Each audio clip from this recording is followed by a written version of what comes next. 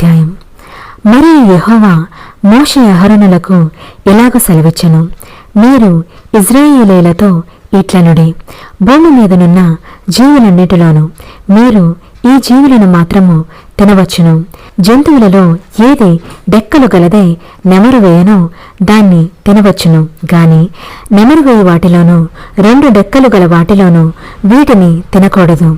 ఒంటె నెమరు వేయను గాని దానికి 2 డెక్కలు లేవు కనుక అది మీకు అపవిత్రము.